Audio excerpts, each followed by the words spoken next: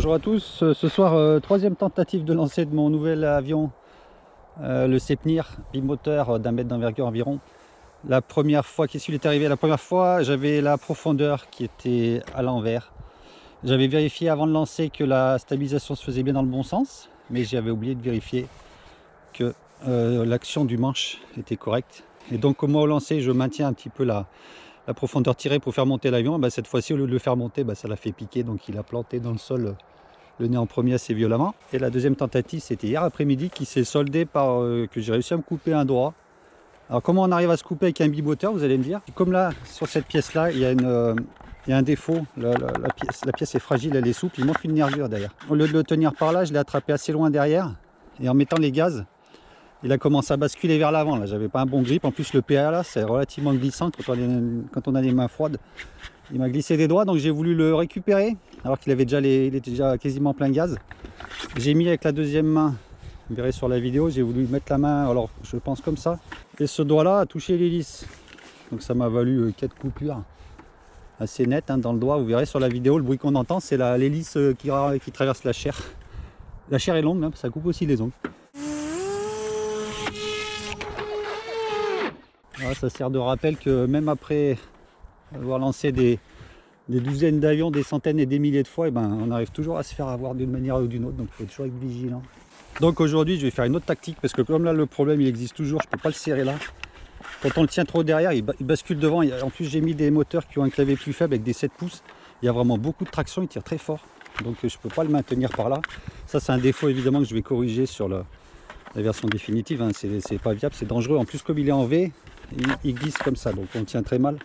Donc ça va pas, donc là je vais le lancer, je vais le tenir comme ça je pense. D'après les commentaires que j'avais vus sur la dernière vidéo, je pense qu'il y avait un malentendu sur ce qui a été cassé. Les ailes n'avaient rien. Ici c'est normal, cette pièce là n'est pas collée au fuselage et ces deux là sont pas collés entre elles, donc ça c'était tout déboîté, mais c'est normal. Tout est assemblé sur les clés d'ailes et on les sert ici, donc les ailes je ne les ai pas refaites. Et donc les pièces qui étaient cassées c'était juste celle-ci et celle-ci. Mais comme j'en ai profité pour modifier des choses, j'ai élargi le fuselage, en fait j'ai fait les trappes plus grandes. J'ai donc réimprimé celle-ci, celle-ci. Celle-ci c'est obligatoire parce qu'elle était plus compatible, elle était plus large ici, et j'ai récupéré toute la queue, donc je l'ai cassé, j'ai décollé ici et puis j'ai recollé. Ouais, il y a quand même pas mal de traction, mais bon là l'avion paraît lourd et le profil d'aile est pas spécialement porteur, donc là j'ai une prise légèrement moins scabreuse que l'autre fois, mais c'est pas de beaucoup.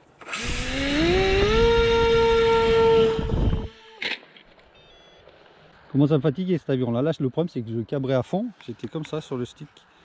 Il est toujours pas monté, donc il y a un problème de calage ou d'aile ou de moteur ou quelque chose. Là, je vous cacherai pas que je suis assez perplexe parce que autant les deux premiers avions que j'ai fait volaient bien mieux que ce que je pensais. J'aurais même jamais pensé qu'ils voleraient du premier coup. Ils volent très bien, et celui-ci, le troisième que j'ai fait suivant les mêmes, un peu les mêmes, le même type de design, le même profil d'aile, les mêmes types de calage.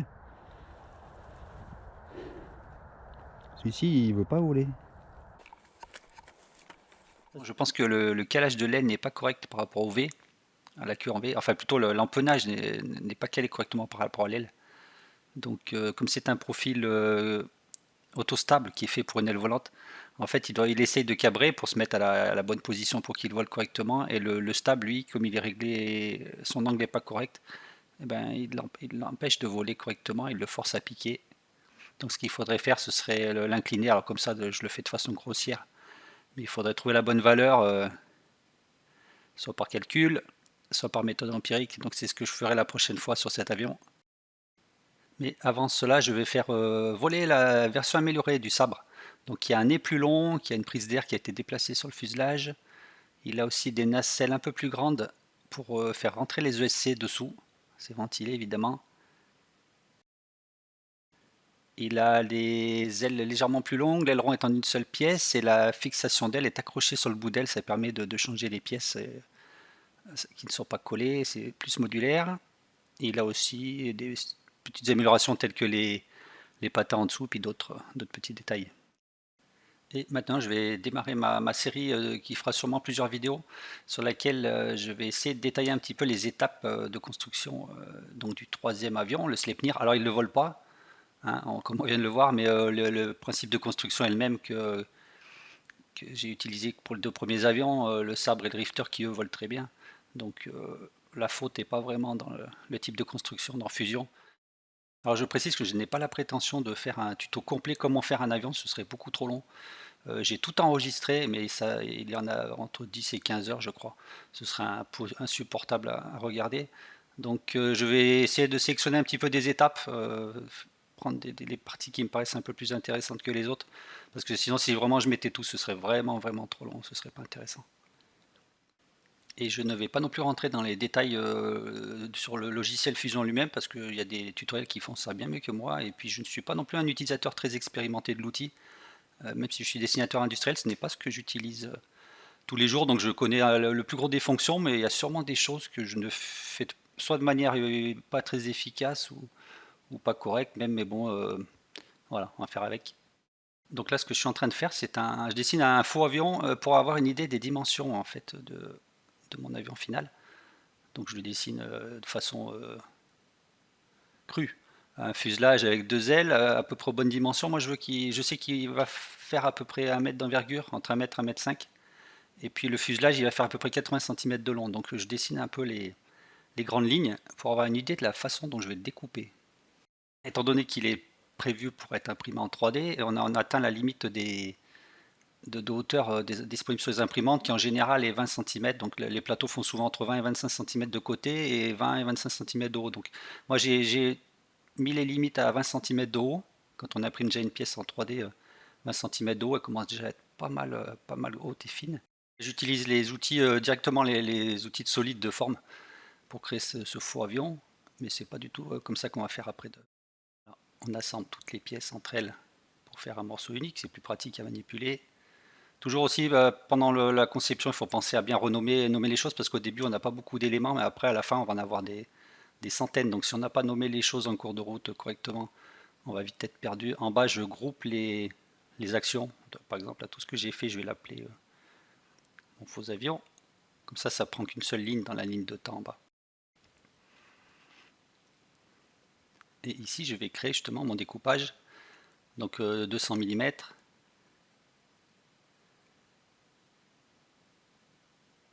On crée des plans que je vais nommer. Alors je vais sûrement y revenir plus tard, je les renommerai toujours pareil de façon un peu plus logique.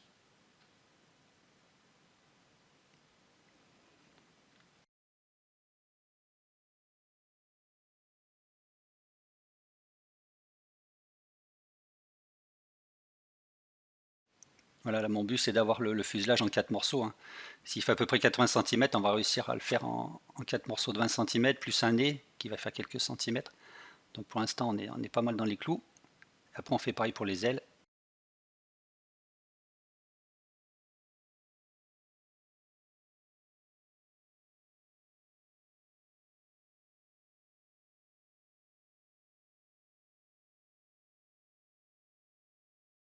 Je vais essayer de faire des morceaux d'ailes qui font 20 cm en effet, mais le fuselage lui sera plus fin. On va pas le faire de 20 cm de large, je pense le faire de 10 ou 12 cm de largeur pour qu'il soit plus trapu, plus solide.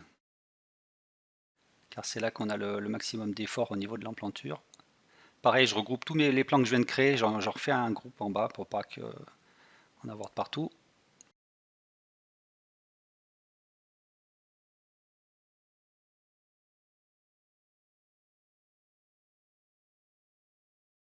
Voilà, là je viens de me décider sur un fuselage qui va faire 120 mm de large, donc 2 fois 60. Et puis j'ai créé un plan aussi pour avoir le milieu de l'aile qui me servira plus tard. Alors je vais un peu vite, mais je ne peux pas détailler tous les, les fonctions de fusion, là ce serait beaucoup trop long. Et puis...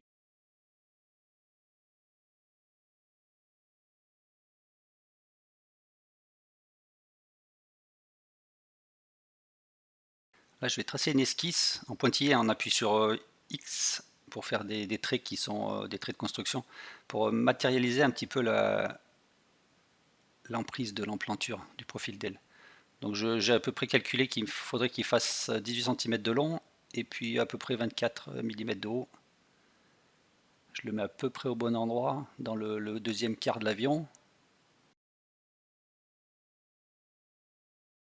Après j'utilise la fonction Canva pour importer l'image du profil d'aile. Alors il y a plein de fonctions de façon différente pour faire les profils d'aile. Moi je préfère faire comme ça, mettre une image, la mettre au bon endroit et après tracer par-dessus. Vous allez voir parce que ça fait des courbes qui sont beaucoup plus simples. C'est plus facile à. Sur le long terme, on va être gagnant à faire quelque chose, un profil d'aile qui est entre guillemets simplifié. On va quand même le recréer tel qu'il était prévu par son auteur. Donc là c'est un PW51. Et je le fais à peu près, je le redimensionne en étirant le canevas, donc l'image, pour le faire rentrer un petit peu dans ma boîte. Donc là c'est un peu long, il faut tâtonner.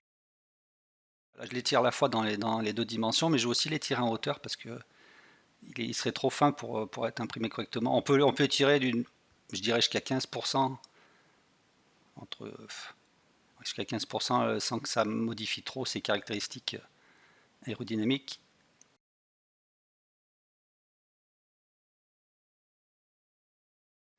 Après, je vais lui tracer son axe, toujours en trait de construction, son centre, pour avoir quelques repères un petit peu.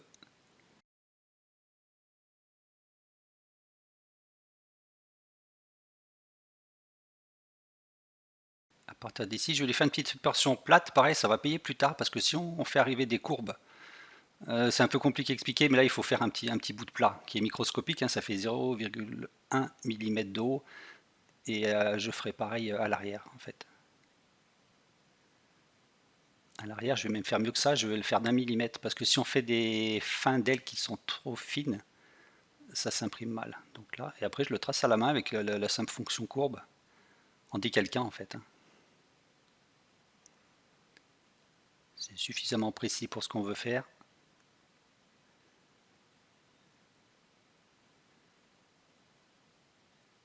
Et à la fin, on s'accroche sur notre petit bout de trait que j'ai laissé droit.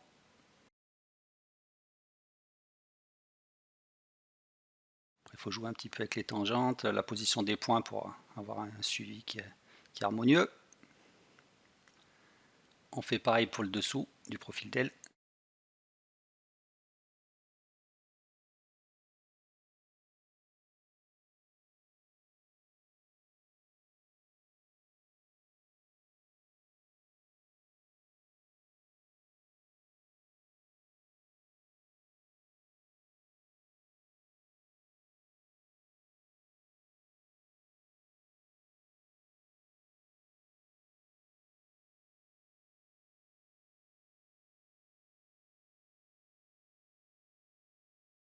Ensuite, ce profil d'aile, j'en fais une copie, car là, on a dessiné l'emplanture, et après, je vais dessiner l'autre extrémité de l'aile, que j'ai nommé entre-temps L3. L1, ce serait l'emplanture, L2, le milieu de l'aile, L3, le bout. Et on crée notre esquisse. Ah, je vais aller un peu vite. On crée notre esquisse sur le plan du bout d'aile, on colle. Et là, je vais faire un ratio, donc entre 180 mm à l'emplanture, et je voudrais mon aile fasse 120 mm à l'extrémité, donc je vais la réduire, je vais la multiplier par 0,66, facteur d'échelle.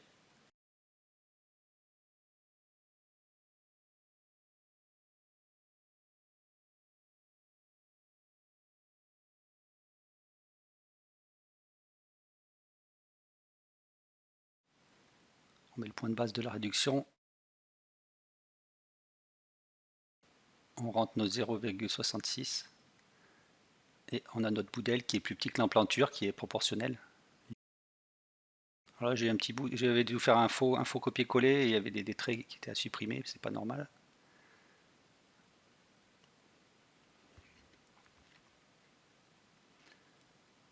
On bouche les trous pour en faire une surface fermée. Et on a nos deux esquisses pour les deux bouts de l'aile. On fait un petit peu de nettoyage. Si on laisse tous les traits à la fin, on va avoir des 150 esquisses et s'il y a des traits de partout, ça va être le chaos. Après, on va utiliser la fonction loft en anglais, ça doit être lissage dans la version française, pour créer une forme entre deux esquisses. Voilà, donc on a déjà directement notre aile, qui ressemble déjà bien à une aile.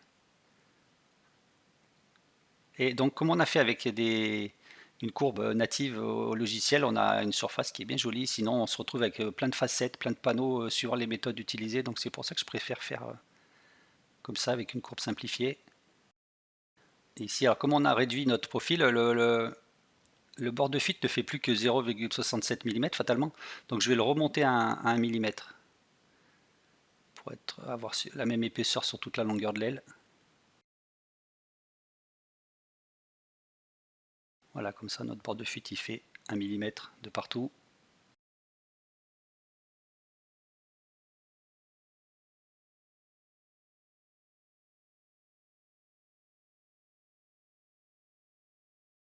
Et on a la base de notre aile.